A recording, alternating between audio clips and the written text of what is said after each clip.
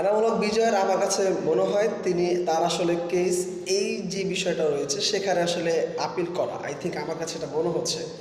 কারণ আসলে এই বিষয়টা কী আগে সেইটা একটু জেনে আসে, কেন আসলে সিএএস অর্থাৎ কেস এই জায়গায় আসলে যারা খেলোয়াড় রয়েছে তারা কেন আসলে আপিল করবে।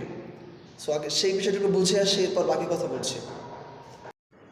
কেস হলো একটি আন্তর্জাতিক স্পোর্টস আদালত যেখানে খেলোয়াড়, কোচ, সংগঠন বা যে কোনো ক্রীড়া সংশ্লিষ্ট ব্যক্তি তাদের শাস্তি বা নিষেধাজ্ঞার বিরুদ্ধে আপিল করতে পারে। অর্থাৎ আইসিসি বা অন্য কোনো ক্রীড়া সংগঠন কোনো খেলোয়াড়কে শাস্তি দিলে খেলোয়াড় চাইলে কেস এগিয়ে সেই শাস্তি চ্যালেঞ্জ করতে পারে। একজন খেলোয়াড়ের কেন কেসে আপিল করা উচিত?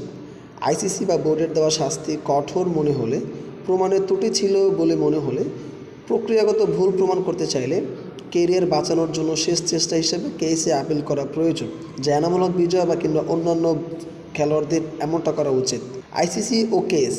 ক্রিকেটে যদি কেউ ম্যাচ ফিক্সিং, স্পট ফিক্সিং, দুর্নীতি বা কোড অফ কন্ট্রাক্ট ভঙ্গ করে এবং আইসিসি তাকে সাসপেন্ড বা ব্যান করে, তবে সেই খেলোয়াড় কেসে আপিল করার সুযোগ পায় তাকে সম্পূর্ণ নির্দেশ প্রমাণ করার জন্য।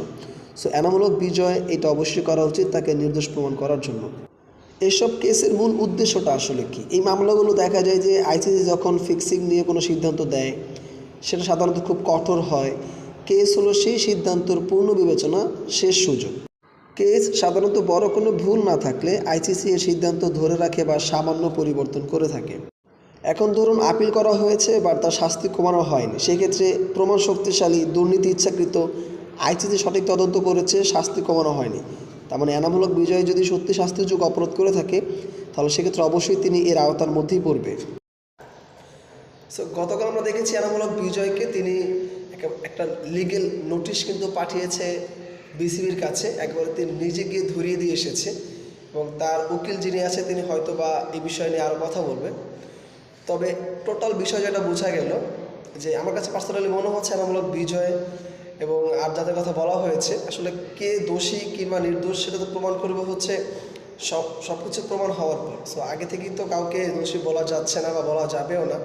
শুধুমাত্র সন্দেহের ভিত্তিতে আপনি একজন মানুষের কেরিয়ারটাকে নষ্ট করে দিবেন বা একটা ছেলের যে রিজিক যেখান থেকে আসে সেটাকে নষ্ট করে দেবেন, এটা আসলে কখনোই বোধগম্য নয়। সো আমরা দেশের মানুষ, আমরা আসলে চাই ব্যাপারটা একবার টোটালি ক্লিয়ার হোক।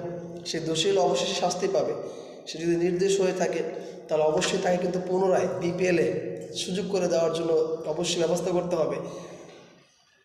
যদি এমনটা আসলে হয় যে এনামূলক বিজয় তিনি নির্দোষ ছিলেন বাট তাকে আসলে বিভিন্ন ধরনের হ্যারাসমেন্টের শিকার করা হয়েছে,